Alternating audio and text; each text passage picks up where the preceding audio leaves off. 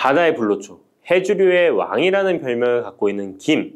이런 몸에 좋은 김도 잘못 먹으면 암에 걸리고 치매에 걸릴 수 있다는 사실 알고 계신가요? 아무리 좋은 음식도 제대로 알고 드실 때 건강을 지키는 보약이 될 수 있는 것이죠. 식탁 위에 빼놓을 수 없는 반찬, 김의 효능 5가지. 김을 드실 때 주의해야 될 분들, 그리고 김과 함께 먹으면 보약이 되는 최고의 음식과 김을 굽는 방법, 좋은 김을 고르는 방법까지 김에 대한 모든 것 알려드릴게요. 입맛도 없고 마땅한 반찬도 없을 때 김 하나만 있어도 밥 한 그릇 뚝딱 해치울 수 있지 않나요? 저도 마찬가지지만 저희 아이들도 김 하나만 있어도 반찬 투정 안 합니다. 이렇게 밥 반찬으로도 최고지만 요즘 전 세계에서 우리나라 문화에 열광을 하며 우리나라 음식에도 관심이 많은데요. 최근에는 특히 바로 이 김에 대한 관심도 높아졌습니다. 냉동김밥이 어마어마하게 많이 팔리면서 김에 대한 인기도 높아져 과자처럼 간식으로 김을 많이 먹고 있다고 하네요. 전 세계적으로 선풍적인 인기를 끌고 있는 김의 첫 번째 효능은 바로 뇌를 건강하게 해서 치매를 예방하는 데 좋다는 것입니다. 김에는 뇌신경을 활성화시키는 비타민 B1과 비타민 B2가 풍부하게 들어있는데요. 이 비타민들이 뇌세포의 건강을 유지하고 신경 전달 물질을 생성하는 데 도움을 주어 기억력을 향상시키고 뇌를 계속해서 활성화시켜줍니다. 또한 미네랄 성분들이 풍부하여 뇌 기능을 활성화하는 데 도움을 주어 치매를 예방할 수 있습니다. 그리고 김에는 포피란이라는 수용성 식이섬유가 풍부하게 함유되어 있는데요. 이 포피란은 혈관 내에 나쁜 콜레스테롤 LDL 수치를 떨어뜨려주는 효능이 있습니다. 따라서 혈관 내의 혈전 생성을 막아주고 동맥경화도 예방하여 혈액순환을 좋게 함으로써 뇌에도 혈류를 원활하게 해주는 것입니다. 또 김에 함유되어 있는 알긴산이라는 성분이 있는데요. 이 알긴산도 콜레스테롤이 혈관에 쌓이는 것을 방지하고 몸 밖으로 배출시켜주는 역할을 해줍니다. 국립부경대학교 연구팀의 연구 결과에 따르면 알긴산은 혈관 내의 중금속과 노폐물을 흡착하여 제거하고 혈액 속 중성지방 및 콜레스테롤을 억제하여 피를 맑게 하고 성인병 예방에 놀라운 기능을 한다고 보고하고 있습니다. 이러한 성분들의 효능으로 뇌에 필요한 영양분을 충분히 공급하고 노폐물을 빨리빨리 배출할 수 있게 되어 머리도 맑아지고 뇌신경을 튼튼하게 해주는 것이죠. 이러한 김과 계란을 함께 드시면 엄청난 시너지 효과를 누릴 수 있는데요. 계란에는 비타민 B1, 2와 콜린이라는 성분이 풍부한데 이 성분들이 뇌신경을 활성화하는 데 큰 도움을 줄 수 있습니다. 그 이유를 살펴보면 콜린은 뇌의 신경 시스템에서 중요한 역할을 하는 아세틸콜린이라는 물질의 주 성분인데 아세틸콜린은 신경 전달 물질로 뇌세포 사이에서 정보를 전달하는 역할을 해줍니다. 바로 이 콜린이 충분히 공급되어야 기억력, 학습 능력, 그리고 인지 기능을 유지할 수 있습니다. 이뿐만 아니라 김은 계란에 부족한 비타민 C를 보충해주고 계란은 김에 부족한 비타민 D를 보충해줘서 서로가 정말 잘 어울리는 식품이 되는 것입니다. 계란과 김이 만나면 정말 뇌 기능에 필요한 보약이나 다름이 없는 것이죠. 김의 두 번째 효능은 식물성 단백질 공급원의 최고봉이라는 것입니다. 김에 함유된 단백질의 양은 소고기보다도 많은데요. 소고기가 단백질이 풍부하다고 알고 계시잖아요.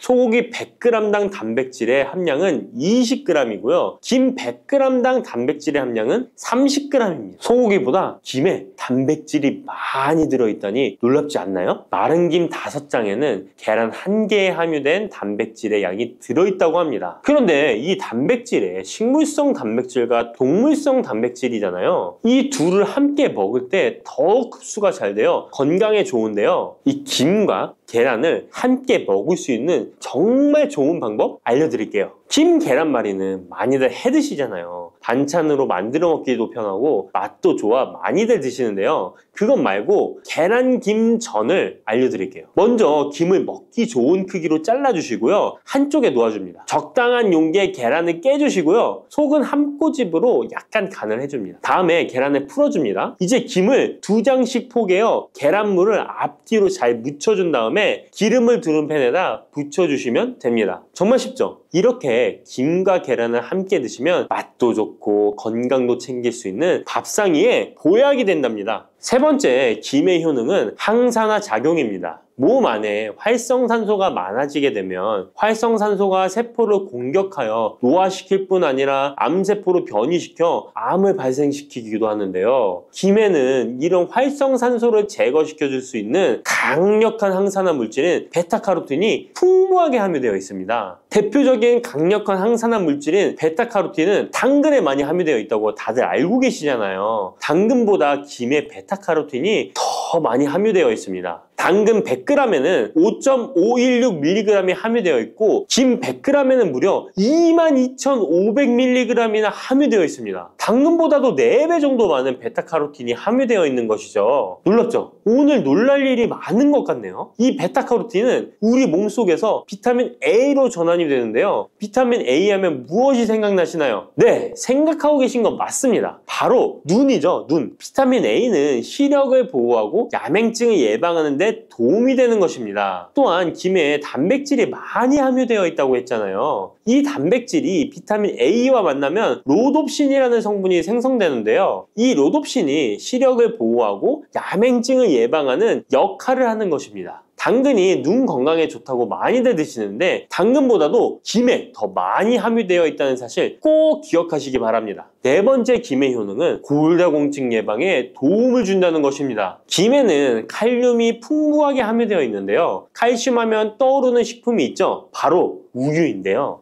우유 100g에는 칼슘이 110mg 함유되어 있고 김 100g에는 칼슘이 490mg이나 함유되어 있습니다. 김에는 우유보다 무려 4배 많은 칼슘이 함유되어 있는 것이죠. 나이가 들면서 특히 여성분들이 골다공증 발병률이 높아 힘든 경우가 많으신데요. 저희 어머니도 골밀도가 낮아져 병원에서 처방을 받아 약을 드시더라고요. 주변에도 중년의 나이를 넘어서고 계신 분들 중에 골다공증으로 약을 드시는 분들이 많으신데요. 우리나라 사람들의 부족한 영양소가 바로 칼슘이라서 이런 현상이 나타나는 것입니다. 칼슘이 부족하면 뼈가 약해지고 점점 골밀도가 낮아져서 골다공증이 발병하게 되는 것인데요. 김에 함유된 칼슘은 특히 우리 몸에 흡수가 잘 되어 정말 좋습니다. 우유보다 4배 많은 칼슘을 가지고 있는 김을 평소에 충분히 드신다면 골다공증 예방에도 도움을 받을 수 있습니다. 김을 드실 때에도 먹는 방법을 알고 드시는 게 좋겠죠. 김의 영양소를 잘 흡수할 수 있도록 먹는 방법이 있는데요. 김을 구울 때 어떻게 하시나요? 보통 기름을 김에 바르고 불에 구워 드시잖아요. 그렇게 하시면 안 되고요. 마른 김을 아무것도 바르지 않은 달궈진 팬에 앞뒤로 5초씩 살짝 구운 다음에 들기름을 발라 드시면 됩니다. 이 김에 열을 가하게 되면 김에 함유된 영양소들의 체내 흡수율이 높아지게 됩니다. 이 들기름을 굽기 전에 바르지 않고 구운 후에 바르는 이유는 들기름이 열에 약해서 들기름을 바른 채로 굽게 되면 들기름이 산패되어 오히려 건강을 해칠 수 있기 때문입니다. 열을 가하지 않은 들기름을 바르면 들기름의 불포화 지방산이 또 혈관을 깨끗하게 해줘서 더욱 건강한 식사를 하실 수 있습니다. 이 5번째 김의 효능은 당뇨를 완화시키는 데 도움을 준다는 것입니다. 당뇨병이 있는 분들은 비타민 B1, 2가 결핍되어 있는 분들이 많은데요. 김에 바로 이 비타민 B1, 2가 풍부하게 함유되어 있어 당뇨를 완화시키는 데 도움이 되는데요. 2017년 한국식품과학지에 실려있는 연구에서 당뇨 환자들이 김을 섭취하면 혈당 수치를 낮추는데 도움이 된다고 보고했습니다. 이는 김에 함유된 비타민 B1, 2 때문이라고 밝혔습니다. 당뇨 환자는 비타민 B1, 2가 결핍되기 쉬운데요. 그 이유는 비타민 B1, 2는 고기에 보통 많이 함유되어 있는데 당뇨 환자의 식단은 채식인 경우가 많아서 비타민 B1, 2를 섭취할 수 있는 기회가 적어지기 때문입니다. 또한 당뇨 환자에게 처방되는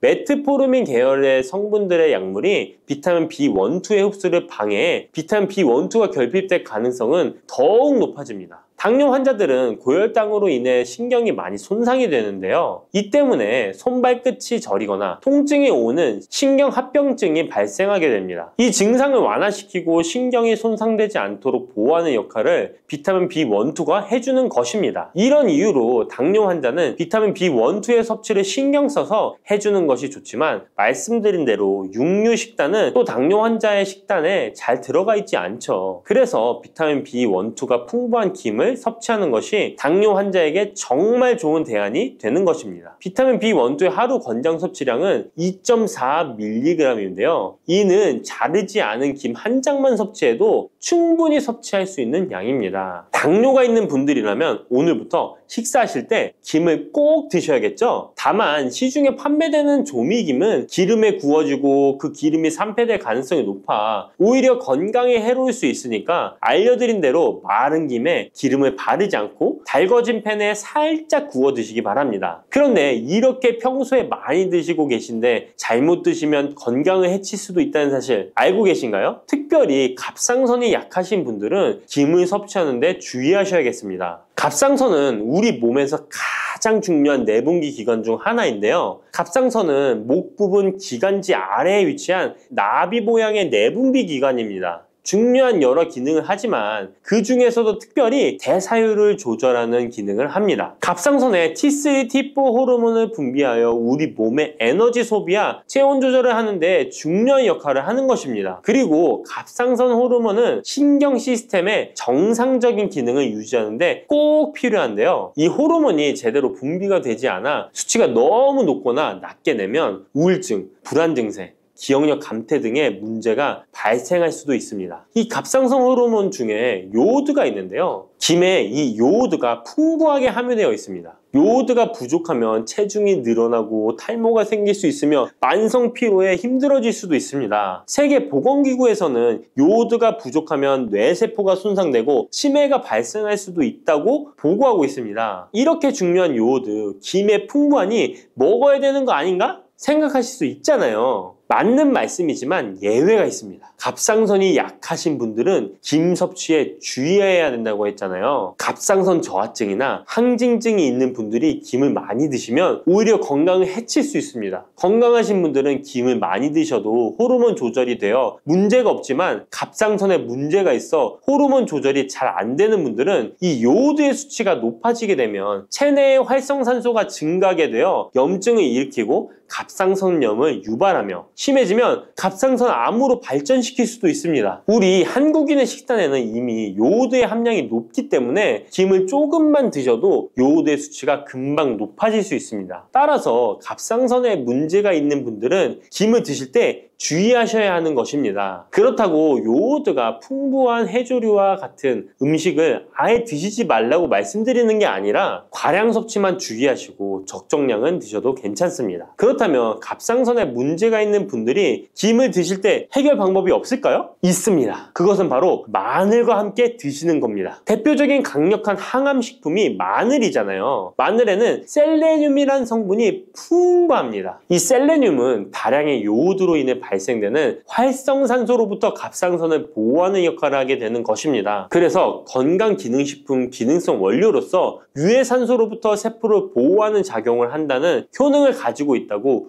우리나라 식약처에서도 인정을 해주고 있죠. 그리고 갑상선 호르몬의 생성을 도와 갑상선에 문제가 있는 분들이 드시면 호르몬 문제를 해결하는데 도움이 되는 것입니다. 또한 김에 함유된 알긴산이라는 성분이 콜레스테롤이 혈관에 쌓이는 것을 방지하고 몸 밖으로 배출시켜주는 역할을 한다고 알려드렸는데 바로 이 마늘과 함께 드시면 이 효능이 배가 돼서 혈관에 혈전이 생기는 것을 막아주어 혈관 건강에 최고의 보약이 되는 것입니다. 이렇게 좋은 김 아무거나 드시지 마시고요. 좋은 김 고르는 방법도 알려드릴게요. 좋은 김은 검붉은색을 띠며 살짝 반짝이는 윤기가 있고 냄새 없이 담백한 맛이 나는 것입니다. 그리고 구웠을 때 녹색빛이 선명하게 나타나며 물에 불렸을 때는 잘 녹고 김을 담갔던 물이 맑을수록 좋은 김이라고 할 수 있습니다. 이 김은 저희 하단 링크에 있으니까 링크 한번 보시고 김을 사시기 바랍니다. 단백질 폭탄으로 알려진 두부는 건강식으로 많이 드시는 대표적인 식재료입니다. 그런데 두부를 잘못 드시면 오히려 건강을 해칠 수 있다는 사실 알고 계신가요? 두부를 먹을 때 독이 되는 최악의 경우, 그리고 두부를 어떻게 먹어야 우리 몸에 보약이 될 수 있는지에 대해 알려드리겠습니다. 두부가 오히려 건강을 해치는 첫 번째는 바로 GMO 유전자 변이된 콩으로 만든 두부를 먹을 때입니다. 2018년 보도자료를 보면 수입콩을 사용해 만든 두부 7종류 중에서 6종류가 GMO 성분이 검출되어 파문이 일었던 적이 있습니다. GMO는 원래 생산성을 향상시켜 식량 부족 문제를 해결하고 비타민, 미네랄 등의 영양소를 강화하거나 질병 저항성을 높여 건강에 도움을 주기 위해 유전자를 변이하여 재배하는 것입니다. 또 제초제나 살충제의 사용량을 줄일 수 있어서 환경오염도 줄일 수 있는 장점이 있습니다. 하지만 이렇게 재배된 것을 섭취했을 때 건강에 대한 안정성 문제와 생태계 파괴 등의 논란은 끊이지 않고 있습니다.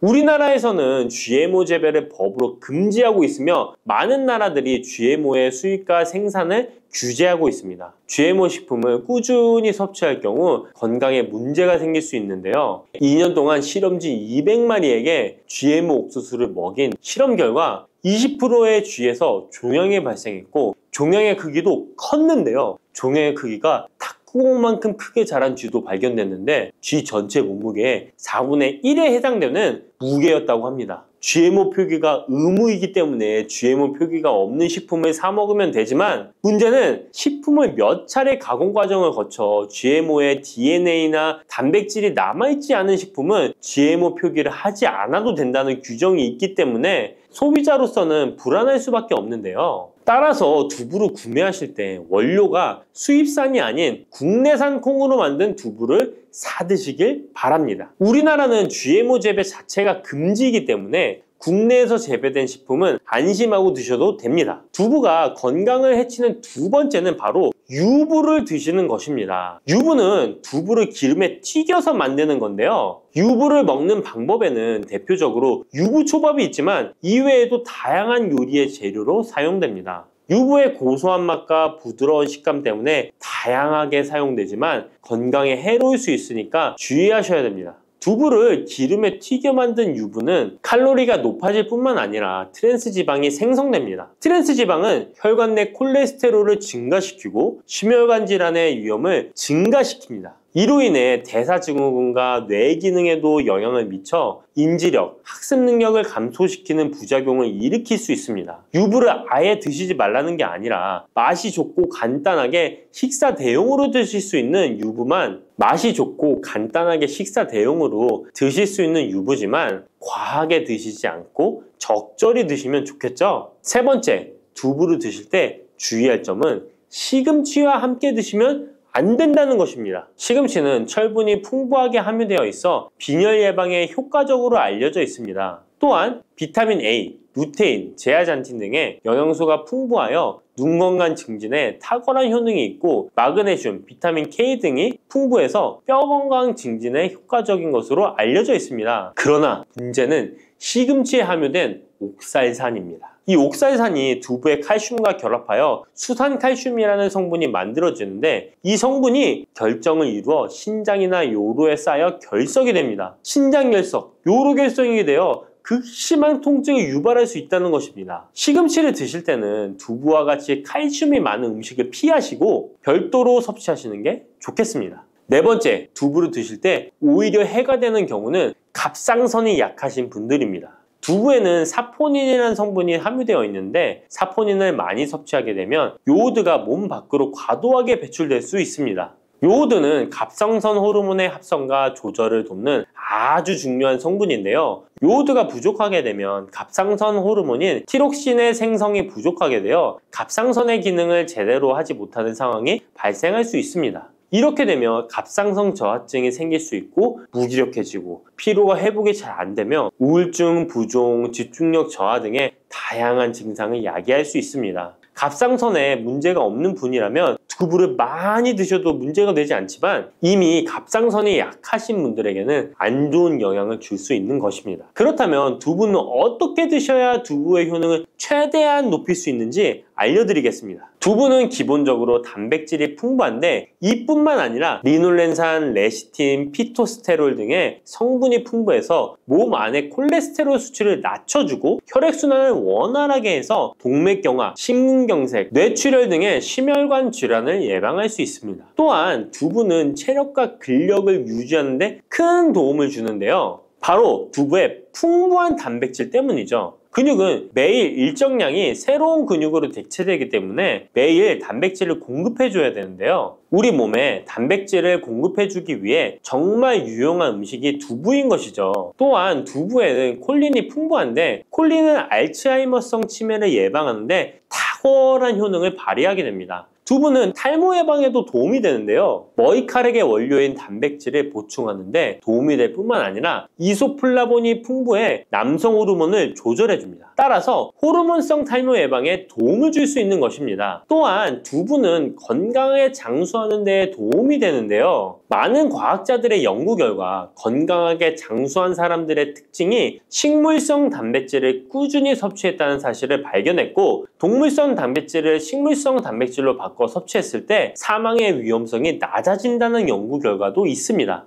이러한 효능이 극대화가 되려면 소화 흡수가 잘 되어야겠죠. 두부 중 소화 흡수가 가장 잘 되는 것이 바로 순두부입니다. 순두부는 일반 두부와 마찬가지로 비질을 분리한 콩물에 응고력이 약한 응고제를 넣어 만든 것인데요. 그렇기에 훨씬 부드럽고 소화 흡수가 잘 되는 형태가 되는 것입니다. 하지만 단점은 일반 두부보다 단백질, 섬유질 등의 영양 성분의 함량이 떨어지는데요. 이런 단점을 보완하기 위해 계란과 함께 드시면 좋은 대안이 될 수 있어요. 순두부찌개에 계란이 들어가 있는 것이 맛뿐만 아니라 영양적으로도 찰떡궁합인 것이죠. 순두부와는 식감이 완전히 다른 쫄깃한 두부면이 요즘 인기가 높아지고 있는데요. 밀가루를 대체할 수 있는 다이어트 식품으로 많이 알려지고 있습니다. 다양한 면 요리에 사용되는데 단순히 두부를 면 모양으로 만든 것이 아니라 일반 두부보다 단백질의 함량이 2배 정도 높아서 건강에 더욱 좋은 식품입니다. 두부에서 수분을 빼고 응축시켜 만들기 때문에 같은 무게당 영양 성분의 함량이 높아지는 것입니다.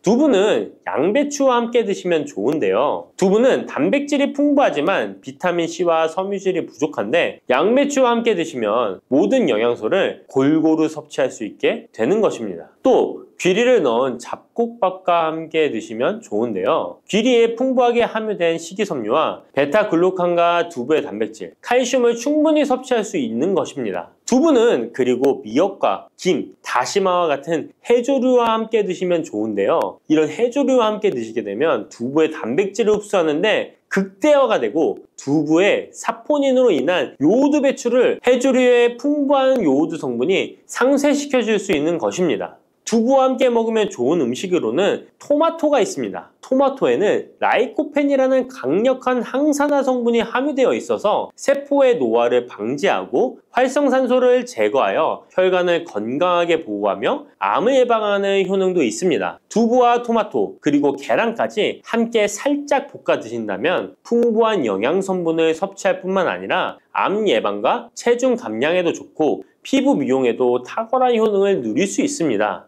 요즘 들어 뱃살, 내장지방 쏙 빼는 기능이 좋기로 소문난 레몬, 요리에도 많이 사용하는 과일이죠. 레몬에는 다양한 성분이 있어 건강에 놀라운 효능을 발휘하는데요. 레몬도 잘 알고 드셔야 제대로 된 효능을 누릴 수 있습니다. 잘못 드시면 오히려 몸에 독이 되는 경우도 많이 있거든요. 영상을 통해 레몬에 어떤 효능이 있는지, 어떻게 먹어야 되는지, 함께 먹으면 보약이 되는 음식에는 어떤 것이 있는지, 그리고 레몬 드실 때 주의할 점까지 레몬에 대한 모든 것 알려드릴게요. 레몬은 다이어트뿐만 아니라 당뇨 예방과 관리에도 아주 탁월한 효능이 있습니다. 최근 연구 결과에서 레몬에 들어있는 비타민C와 풍부한 식이섬유, 각종 무기질과 구연산이 혈당 조절에 효과가 있어 당뇨 예방에 도움이 될 수 있고 지방을 분해해주는 효능이 있어 다이어트에도 도움이 된다고 발표했습니다. 또한 레몬은 독소를 배출해주는 효능이 있어 우리 몸의 신진대사를 원활하게 해줘 몸 안에 칼로리를 소모하는데 도움이 되고 이는 몸의 붓기를 빼고 체중을 줄이는데 도움이 될 수 있습니다. 그럼 레몬의 효능에 대해 좀 더 자세히 알려드릴게요. 12주 동안 진행된 연구에서 고지방 식단에다가 레몬 껍질에 함유된 페놀을 함께 섭취한 설치류는 고지방 식단만 섭취한 설치류보다 체중이 감소했다는 것을 발표했습니다. 또한 체질량 지수가 높은 한국 여성을 대상으로 한 실험에서 레몬 다이어트를 시행한 결과 그렇지 않은 사람들에 비해 체중과 허리둘러가 줄어들었을 뿐만 아니라 인슐린 저항성까지 좋아진 결과를 볼 수 있었고요. 레몬 껍질은 이런 독소를 배출하는 효능뿐만 아니라 변비를 해결하는 데에도 탁월한 효과가 있습니다.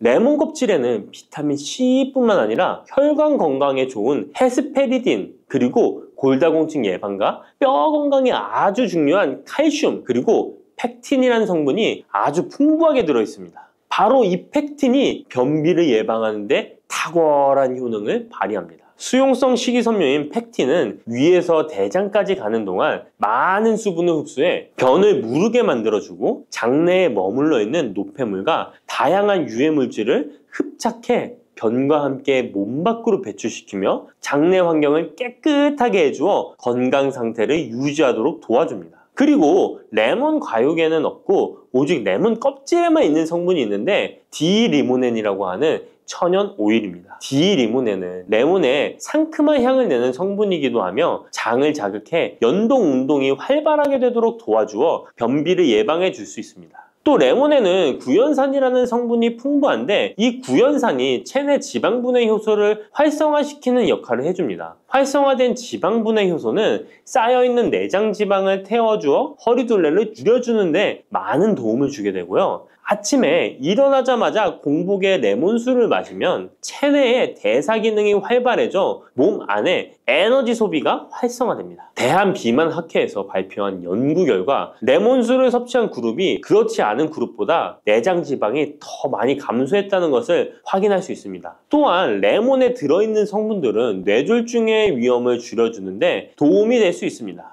한 연구에 따르면 감귤류에 함유되어 있는 플라보노이드는 여성의 허혈성 뇌졸중 위험을 낮추는데 도움이 될 수 있다고 발표했습니다. 허혈성 뇌졸중은 가장 흔한 유형의 뇌졸중인데 혈전 때문에 뇌로 가는 혈액의 흐름이 방해되면서 발생할 수 있습니다. 플라보노이드가 함유된 음식을 장기간 섭취하면 이런 심혈관 질환뿐만 아니라 각종 암을 예방하는 데 도움이 될 수 있다고 하는데요. 레몬에는 이런 플라보노이드와 함께 강력한 항산화 작용을 하는 비타민 C가 풍부합니다. 이 항산화 작용으로 세포 손상을 방지하고 암세포를 억제하는 항암 효과를 가지는 것이고요. 또한 레몬은 피부 미용에도 좋은데요. 피부색을 건강하게 해주는데 탁월한 효능이 있습니다. 비타민 C는 콜라겐을 형성하는 데 중요한 역할을 해주고 피부를 환하게 해주며 잡티를 제거해 주는데 효과가 있기 때문이죠. 그리고 레몬의 놀라운 효능 중 하나는 당뇨를 예방, 개선하는 데 탁월하다는 겁니다. 레몬에는 헤스페리딘이라는 플라보노이드 성분이 들어있습니다.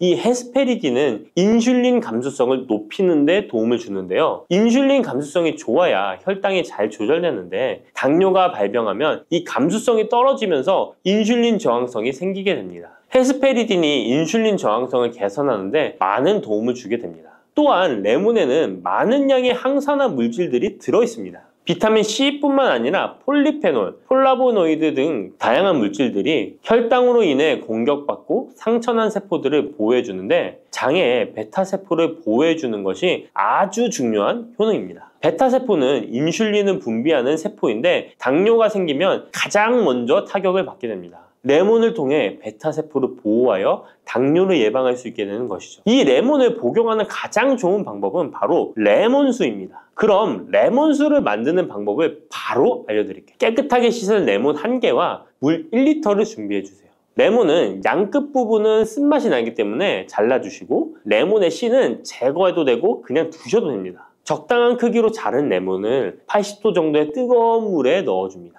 충분히 우려내 주시면 레몬물 완성입니다. 물의 온도별로 레몬물의 항산화 능력이 어느 정도 차이가 나는지 실험을 한 결과 80도 이상의 뜨거운 물에서 가장 높은 항산화 효과가 나타났다는 발표를 한 적이 있습니다. 레몬의 제대로 된 효능을 얻기 위해서는 레몬물을 만들 때 꼭 뜨거운 물로 레몬을 우려내 주시기 바랍니다.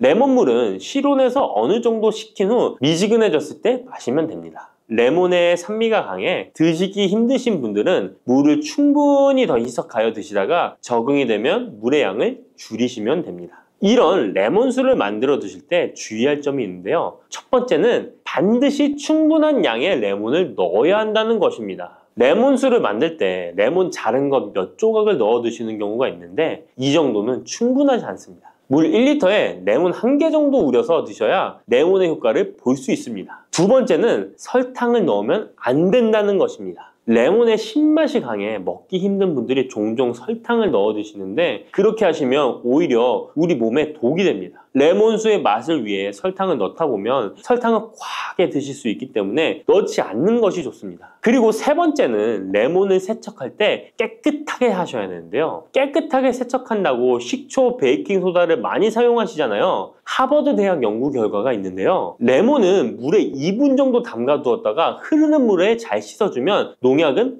100% 제거된다고 합니다. 그런데 일반적인 상식과는 달리 베이킹소다와 식초를 사용하게 되면 농약이 일부 남아있다는 것을 발표했습니다. 레몬을 세척할 때는 아무것도 넣지 않는 깨끗한 물을 사용하시기 바랍니다. 다음으로 레몬과 함께 먹으면 시너지 효과를 내는 음식을 알려드릴게요. 첫 번째는 바로 계피입니다. 레몬과 계피를 함께 사용하여 약으로 쓰기도 하는데요. 레몬과 계피를 함께 먹으면 면역 체계를 강화해 주는데 도움이 됩니다. 계피는 향긋한 향과 매운맛이 특징인데 소화를 도와줄 뿐만 아니라 혈당 조절에도 탁월한 효능이 있습니다. 또한 레몬에는 염증을 억제하고 수치를 줄여주는 산화 방지제가 풍부한데 레몬과 계피를 지속적으로 섭취하면 강력한 항염 작용이 나타나 관절염에도 많은 도움을 받을 수 있습니다. 또한 레몬과 계피는 다이어트에도 많은 도움을 줄 수 있는데요. 계피는 혈액 속에 인슐린과 탄수화물 수치를 조절해 복부에 지방이 쌓이지 않도록 도와주기 때문입니다.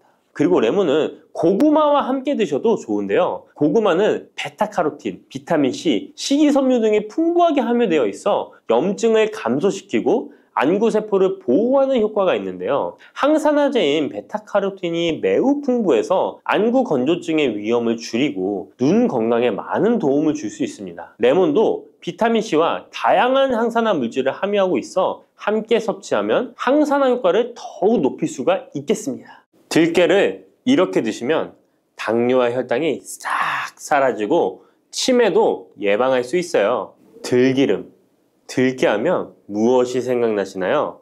들기름에 북어와 미역국을 구수하게 볶아 시원한 북어 미역국을 끓여 먹어도 정말 맛있죠? 건강에도 좋다는 이 들기름과 들깨 잘못 먹으면 암에 걸리고 혈관 건강에도 악영향을 줘서 치매도 유발할 수 있다는 사실 알고 계셨나요? 들깨의 효능과 어떻게 먹을 때 건강을 해쳐 암에 걸리고 치매를 유발하는지 그리고 어떻게 먹는 것이 건강하게 먹는 방법인지 어떻게 보관하는 것이 가장 좋은 방법인지 들깨에 대한 모든 것 알려드릴게요. 나이가 들면서 산책하기도 힘들고 관절이 쑤시고 무릎 통증 때문에 힘드시지 않으신가요? 들깨의 첫 번째 효능은 바로 관절염에 좋다는 것입니다. 무릎이나 관절 통증 때문에 병원에서 진통제를 처방받으시잖아요. 이때 처방받는 진통소염제의 역할은 몸속에 프로스타글란딘이라는 물질의 생성을 억제해서 통증을 막아주는 건데요. 들깨 속에는 식물성 오메가3 지방산인 알파리놀렌산이 함유되어 있는데 이는 체내에서 염증을 일으키는 프로스타글란딘의 생성을 억제하는 데 아주 좋은 효능을 발휘합니다. 우리가 오메가3를 먹는 이유 중에 하나도 혈관 건강이나 피를 맑게 해준다 등의 역할도 있지만 몸속에 미세 염증을 잡아주는 역할도 있어 드시는 분들이 정말 많은데요. 들깨가 바로 이런 염증 유발물질을 억제해줘서 진통 역할을 한다는 것이에요. 그리고 들깨의 두 번째 효능은 바로 뼈 건강에 도움을 준다는 것입니다. 들깨는 관절염과 무릎 통증을 완화시켜주는 성분이 들어있을 뿐만 아니라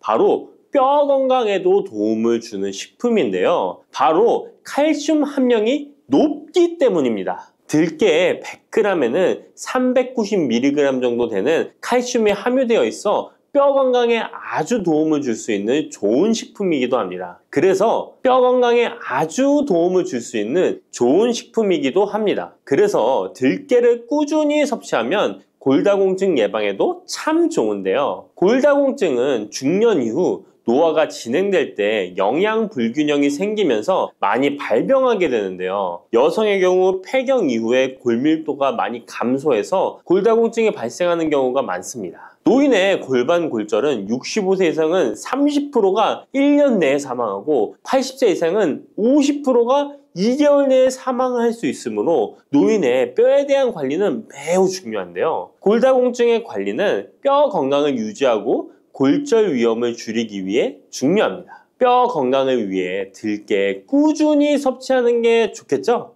나이가 들면서 깜빡깜빡하는 일이 잦아지고 기억력이 떨어져 고민되시는 분이 많으시죠? 이제 걱정하지 마세요. 세 번째 들깨 효능은 바로 뇌 건강, 뇌신경을 튼튼하게 해주고 기억력을 높여주며 치매를 예방하는 데 도움을 준다는 것입니다. 이렇게 좋은 효능이 있는 이유는 들깨에 바로 아까 잠깐 말씀드린 오메가3가 풍부하게 함유되어 있기 때문입니다. 오메가3는 등푸른 생선에 많이 함유되어 있다고 알고 계시잖아요. 이것은 동물성 오메가3고요. 식물성 오메가3인 알파리놀렌산이 들깨에 많이 함유되어 있는데요. 들깨에 함유된 지방산 중에서 60%가 바로 알파리놀렌산입니다. 이 알파리놀렌산은 뇌신경 보호에 탁월한 효과가 있는데요. 어떻게 뇌신경을 보호하느냐? 뇌신경에 염증을 일으켜 망가뜨리는 사이토카인이라는 물질이 있는데요. 이런 사이토카인 물질의 분비를 감소시키고요. 또 알츠하이머 치매 환자의 뇌에 많이 발견되는 비정상적인 단백질인 베타 아밀로이드도 바로 이 알파리놀렌산이 감소시키기 때문입니다. 참치에 많이 함유되어 있다는 DHA 들어보셨죠? DHA가 바로 대표적인 뇌기능 강화 물질인데요. 이 DHA가 기억을 높이는 데 도움을 주고 학습 능력 또한 좋게 하는데요. 이 DH는 체내에 합성되지 않아 식품으로 섭취를 해야 합니다. 들깨에 함유된 알파리놀렌산이 흡수될 때 바로 이 DHA로 전환이 됩니다. 어린이 전용 오메가3 같은 경우도 성인보다는 EPA보다 DHA 함유량이 높은 영양제도 많죠? 들깨가 뇌신경, 뇌 건강에 좋은 이유가 바로 이겁니다. 네 번째 들깨의 효능은 심장을 건강하게 하고 뇌혈관의 노화를 막아주는데 도움을 준다는 것입니다. 알파리놀렌산이 체내에 흡수될 때 DHA로 변환된다고 했잖아요. 그뿐 아니라 바로 EPA로도 변환이 되는데요. 이 EPA가 어떤 역할을 하냐면 바로 혈소판 응집을 억제해 혈관에 혈전이 생기는 것을 방지하는 효능이 있습니다. 그리고 혈관을 튼튼하게 하는 효능과 혈액의 중성지방과 나쁜 콜레스테롤인 LDL을 낮추고 좋은 콜레스테롤인 HDL을 높여주는 역할도 합니다. 미국의 심장협회에서는 허혈성 뇌졸중, 심장마비로 인한 돌연사, 관상동맥 질환 등의 위험을 감소시키기 위해 매주 1에서 2회 이상 오메가3 지방산이 풍부한 등푸른 생선을 섭취하는 것이 도움을 준다고 발표했습니다. 그런데 이 오메가3 지방산의 함량을 살펴보면 100g당 오메가3 지방산의 함량이 연어에는 11.5g, 고등어에는 9.9g, 들깨에는 무려 63.1g이나 함유되어 있습니다. 정말 많이 함유되어 있죠? 들깨에는 연어에 비해 5배 이상 들어있다는 것입니다. 들깨를 꾸준히 드셔서 혈관도 건강하게, 심장도 튼튼하게 유지하시기 바랍니다. 다섯 번째 들깨의 효능은 바로 변비에 좋다는 것입니다. 들깨의 껍질에는 식이섬유가 풍부한데요. 들깨 100g에는 18g 정도로 풍부한 식이섬유가 함유되어 있습니다. 이 식이섬유는 장내에서 수분을 흡수하게 되는데요. 수분을 흡수하여 대변을 무르게 하고 장 운동도 촉진하여 변비를 예방하는 데 도움을 주는 것입니다. 또한 불포화 지방산이 풍부한데요. 들깨에 함유된 리놀렌산이 대장의 염증을 억제해주고 변비로 인해 발생할 수 있는 대장질환 또한 예방하는 데 도움을 줄 수 있습니다. 6번째 들깨의 효능은 바로 췌장을 건강하게 하는데 도움을 준다는 것입니다. 들깨에 풍부하게 함유된 루테올린이라는 성분이 있는데요. 이 성분이 몸 안에서 인슐린에 대한 반응도를 높이는 기능을 합니다. 이게 무슨 말이냐면 췌장에서 인슐린을 조금만 분비하게 돼도 몸 안에서 이 인슐린이 작용을 잘해서 혈당이 급격히 올라가는 것을 막아주고, 이렇게 되면 췌장에서 인슐린 분비를 줄일 수 있겠죠. 이렇게 췌장의 부담을 많이 덜어줄 수 있다는 것입니다. 루테올린을 통한 인슐린 반응도가 높아지면 당뇨도 예방할 수 있고 혈당 조절에도 많은 도움을 받을 수 있는 것입니다. 7번째 들깨의 효능은 알레르기성 질환을 예방하는데 도움을 주는 것입니다. 들깨에 오메가3 지방산이 많이 함유되어 있다고 했잖아요. 이 오메가3 지방산이 염증을 억제하고 면역력을 강화시키는 효과가 있어서 알레르기 증상을 예방하고 완화시키는데 도움을 줄 수 있는 것입니다. 그리고 또 비타민 E가 풍부하게 함유되어 있는데요. 비타민 E는 항산화 작용에 뛰어나고 알레르기 반응을 일으키는 물질인 히스타민의 분비를 억제하는 효과가 있습니다. 알레르기에 처방받는 항히스타민제와 비슷한 기전이라고도 어찌 보면 볼 수 있겠죠. 8번째 들깨의 효능은 빈혈에 좋다는 것입니다. 들깨 100g에는 철분이 약 14mg 정도로 함유되어 있는데요. 이는 시금치의 약 2배에 해당됩니다. 시금치보다도 철분 함량이 높아 빈혈에 도움을 줄 수 있는 것이고, 그뿐만 아니라 들깨에 함유된 비타민 B1, 2는 조혈작용을 도와주는데요. 조혈작용이란 혈액 속의 혈구를 만들어내는 과정을 말합니다. 빈혈에 있는 분들이 들깨를 꾸준히 드신다면 빈혈을 개선하는 데 많은 도움을 받을 수 있는 것이죠. 자, 그런데 이렇게 좋은 들깨도 가장 취약한 단점이 있습니다. 그것은 바로 열에 약하고 쉽게 산패된다는 것입니다. 일반적으로 통들깨보다는 들기름으로 많이들 섭취하게 되시는데요. 이 들기름을 짤 때의 방법이 중요합니다. 보통은 200도 이상으로 들깨를 달달 볶아서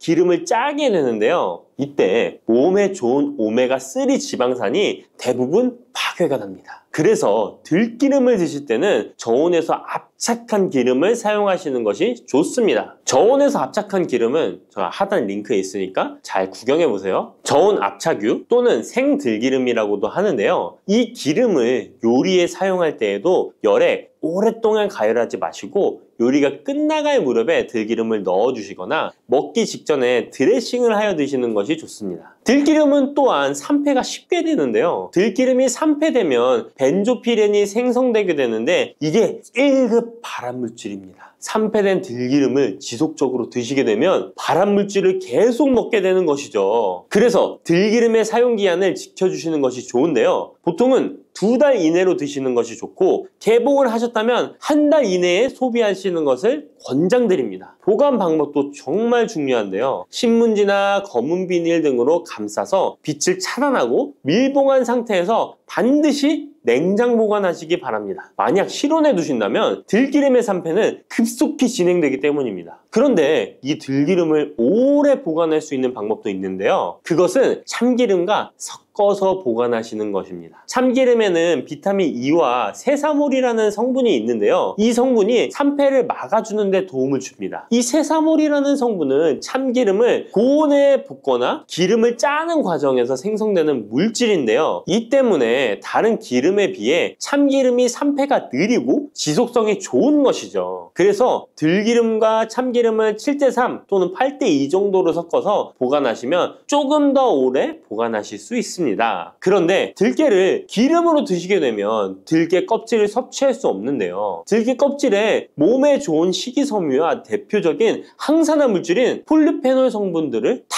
버리게 되는 것입니다. 그래서 들깨를 제대로 드시려면 들기름보다도 통들깨 자체로 드시는 것이 좋습니다. 마트에 가면 통들깨보다도 들깨 가루를 많이 판매하시는데요. 들깨 가루는 산패가 빨리 되기 때문에 통들깨를 구매해 드시길 바랍니다. 통들깨를 구매하시면 그 안에 작은 돌이라든지 이물질이 들어있어 세척을 잘 해주셔야 되는데요. 세척하는 방법 알려드릴게요. 먼저 들깨를 물에 담가 씻어줍니다. 그리고 물 위에 뜨는 것만 채로 걷어 옮겨주시기 바랍니다. 그렇게 하면 바닥에 이물질만 남는데요. 이것을 버리고 또 물에 담가 씻어주고 물 위에 뜨는 것만 채로 걷어 옮겨주시면 됩니다. 이 같은 작업을 3번, 4번 반복해주면 되는데요. 이렇게 하면 통들깨를 깨끗하게 세척할 수 있습니다. 깨끗하게 세척한 통들깨는 자연 건조해 주셔도 되긴 하지만 시간이 오래 걸리니 팬에 담아 약한 불로 건조시켜 주시거나 쉬운 방법은 전자레인지를 이용하시면 됩니다. 전자레인지를 이용한 건조 방법 알려드릴게요. 세척한 통들깨를 접시에 담아 주시고요. 이렇게 해서 5분 정도 돌려주시고요. 상태를 확인해 줍니다. 아직 덜 건조되었을 거예요. 한 번에 오랜 시간 전자레인지에 돌리면 들깨가 탈 수 있으니까 이렇게 5분 정도씩 돌려가며 상태를 확인해 주면서 완전히 건조될 때까지 이 작업을 해주시면 됩니다. 완전히 건조된 통들깨는 그냥 스푼으로 떠서 드셔도 되고요. 먹을 만큼씩 믹서기에 갈아서 음식에 넣어 드셔도 되고 통들깨 자체로 음식에 넣어 드셔도 됩니다. 이렇게 하시면 들깨를 산패되지 않은 상태로 신선하고 건강하게 버리는 것 없이 드실 수 있습니다.